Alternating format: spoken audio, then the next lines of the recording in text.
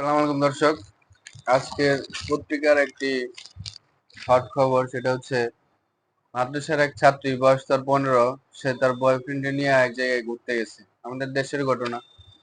তো এক জায়গায় ঘুরতে গেছে, ঘুরতে যাওয়ার পর সেখান থেকে ঘোরা শেষে ফেরার পথে তো ওই এলাকারই এক চেয়ারম্যানের ছেলে তার দুই বন্ধুরা নিয়ে হুন্ডা হুন্ডা দিয়ে আইসা তাদের দুজনকে আটকানোর পরে ওই বয়ফ্রেন্ডারে মায়েরারে তুইলা নিয়ে যায় এবং পাশে একটা জঙ্গলে নিয়ে ধর্ষণের চেষ্টা করে।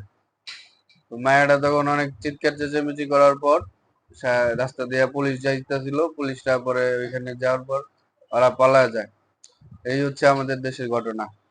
মাদ্রাসার ছাত্রী, সে বয়ফ্রেন্ড নিয়ে ঘুরতে যায় এবং তার বয়ফ্রেন্ডের মায়েরা তারা তুইলা ধর্ষণ। এই হলো যে অবস্থা বাংলাদেশের।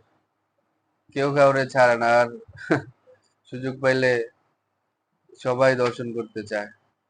আর মাদ্রাসার ছাত্রী কত বড় সাহস যে সে ঘুরতে যায় বয়ফ্রেন্ডের সাথে, দেশটা কই যাইতেছে। আর চেয়ারম্যানের ছেলে ছিল সে, একটা আলাদা পাওয়ার থাকে। চেয়ারম্যানের ছেলে বলে যা খুশি তা করতে পারবে।